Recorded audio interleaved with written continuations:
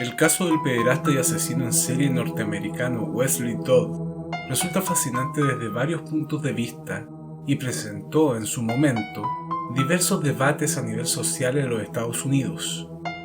Dodd era un homicida imperturbable que no mostraba arrepentimiento y que le daba lo mismo ser ejecutado por sus crímenes. De hecho, aseguraba que si salía en libertad, continuaría matando. Poco tiempo después de ser juzgado, varios padres de familia le mandaron cartas de agradecimiento luego de que el asesino redactara un documento llamado Cuando conoces a un extraño, en donde enseñaba a cómo los niños podían defenderse de manera efectiva ante un depredador sexual como él.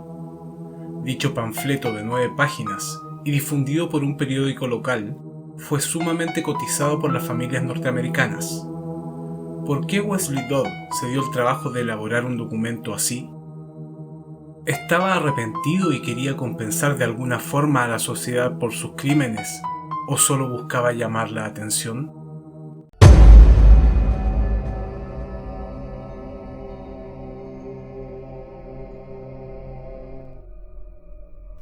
Wesley Alan Dodd nació en Richland, Washington, en 1961. Fue criado en una familia de clase acomodada que nunca tuvo carencias económicas o problemas de abuso, y si bien jamás sufrió de maltrato, aseguró que sus padres nunca se dirigían palabras de afecto, lo que provocó en Wesley un temple frío y distante. A pesar de todo, era una familia relativamente feliz. En el colegio, destacó por ser un alumno brillante y muy meticuloso en todo lo que hacía. Sin embargo, sus compañeros lo recordaban como un chico solitario e indiferente, que pocas veces sonreía y que trataba de forma despectiva a su entorno. Desde pequeño, mostró ciertas conductas exhibicionistas. Enseñaba sus genitales por la ventana de la casa o salía a andar en bicicleta desnudo por la calle. Aunque el exhibicionismo no presenta necesariamente agresividad, puede ser el indicador de una personalidad sádica. Algunos asesinos en serie fueron exhibicionistas antes de comenzar a matar, como Jeffrey Dahmer o el chileno Julio Pérez Silva. El exhibicionismo es forzar a otro a ver algo que hubiese preferido ahorrarse y evidencia un marcado rasgo de introversión y retraimiento. En el caso de Wesley, un chico pequeño, delgado y aparentemente inofensivo, pasaba a ser algo más llamativo que molesto, y nadie de su familia lo consideró grave. Sin embargo, también cometía actos de masoquismo sin que nadie sospechara, como introducirse varas de madera por el recto o agujas por el pene para ver hasta dónde podía soportarlo. A la edad de 13 años, sentía un irrefrenable deseo por abusar sexualmente de niños pequeños. Le bastaba con observar cómo mudaban un bebé para tener una erección. Es entonces cuando comienza a violar a menores de edad. Como en todos los casos de depredadores sexuales, las fantasías irían en aumento y se volverían cada vez peores. Sus primeras víctimas fueron sus propios primos pequeños. Las sospechas de sus familiares eran constantes, pero no podían creer que estuviera ocurriendo dentro de su propia familia. También se ofrecería para cuidar chicos de su barrio, de los cuales también abusó constantemente, convirtiéndose a la corta edad de 15 años en un violador de niños consumado. El padre de Wesley comenzó a tener serias dudas sobre la conducta de su hijo, sobre todo por los comentarios de cercanos.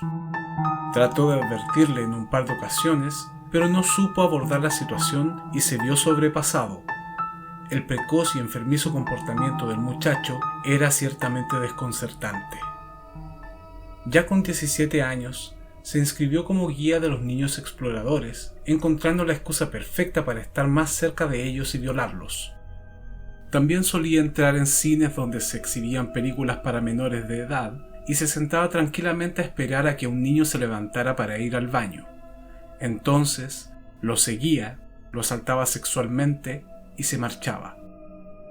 Era un violador metódico y jamás ejercía la violencia. Se aprovechaba de que eran niños muy pequeños, de entre 2 y 8 años de edad, para engañarlos, ofreciéndoles dulces, juguetes o dinero. Y es que Wesley Dodd no parecía una amenaza ni de lejos.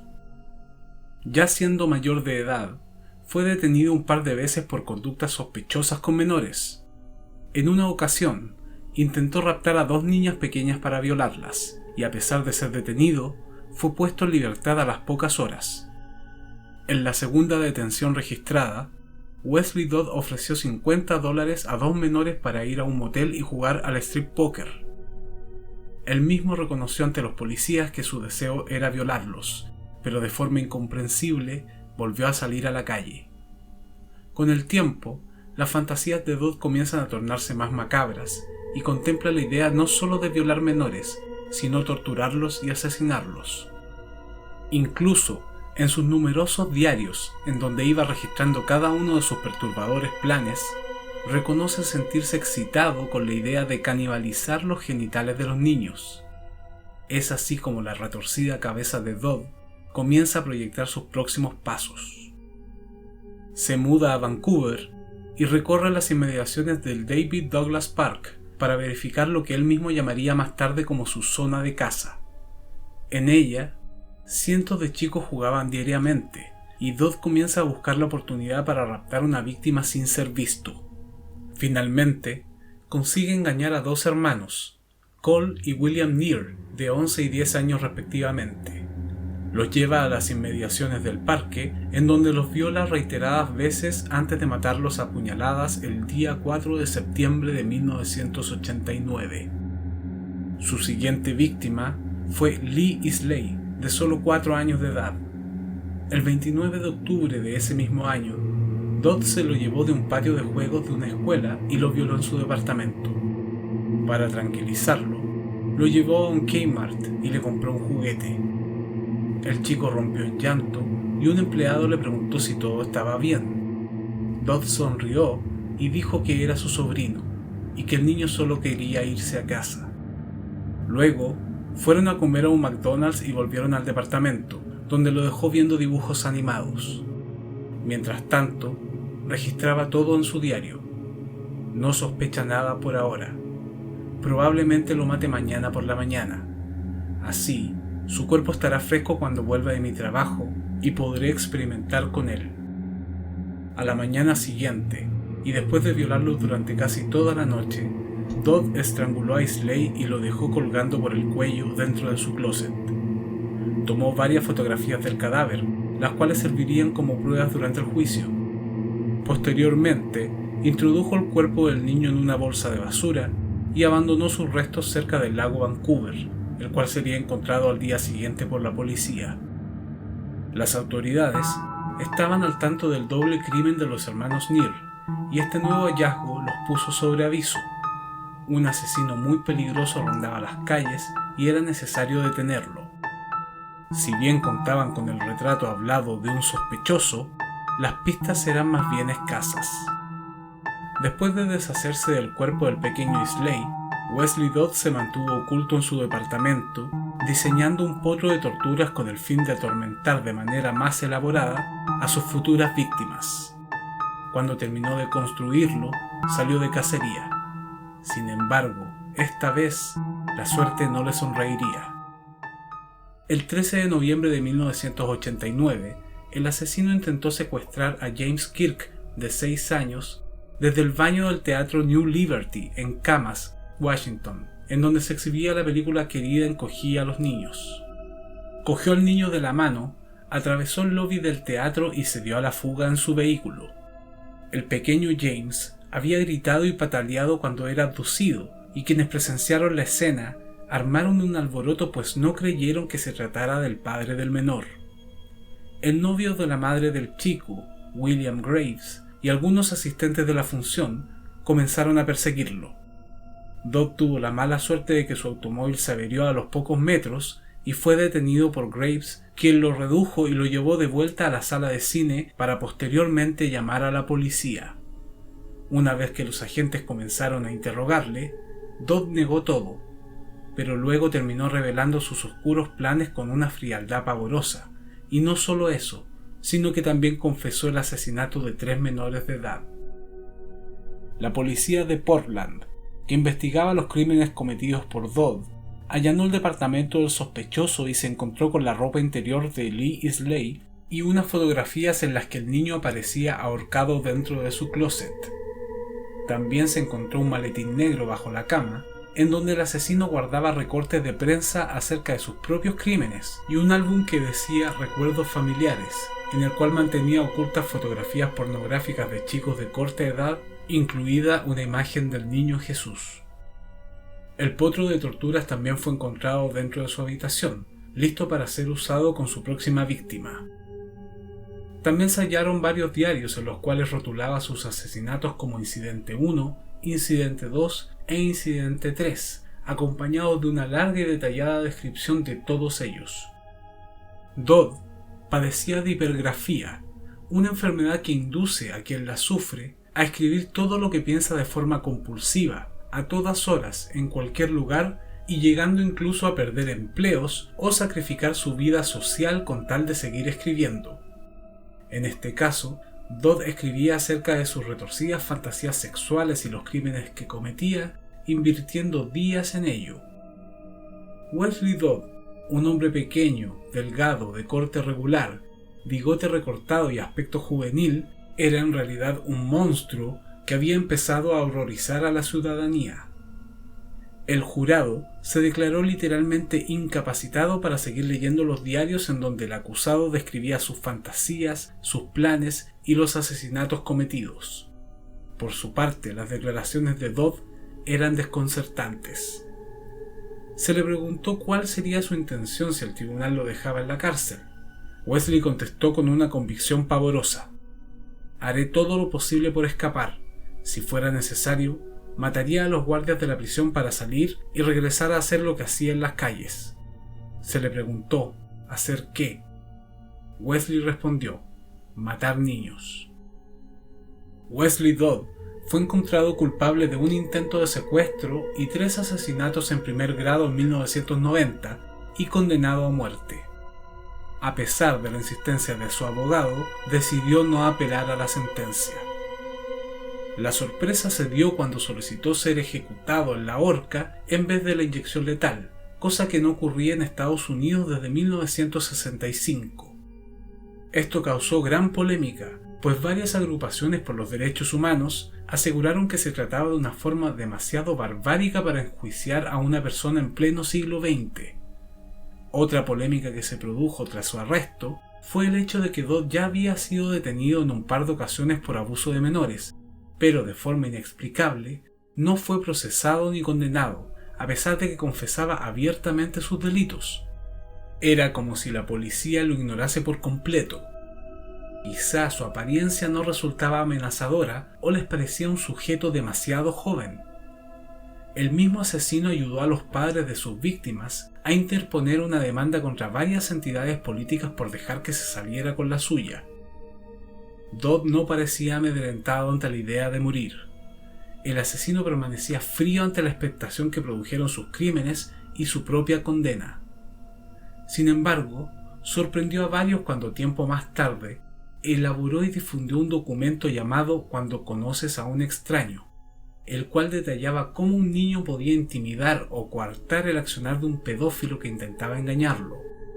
Este tipo de material, considerando que estaba escrito de puño y letra por un pederasta, resultó sumamente interesante para psicólogos, psiquiatras y también para las familias norteamericanas, las cuales no dudaron en adquirirlo a la brevedad.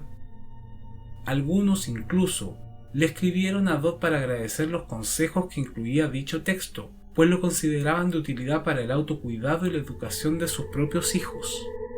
Incluso se difundió en algunas salas de clases, en donde los profesores consideraron que debían exponerlo para advertir a los más pequeños. Por suerte, Dodd fue detenido cuando comenzaba su carrera como asesino serial.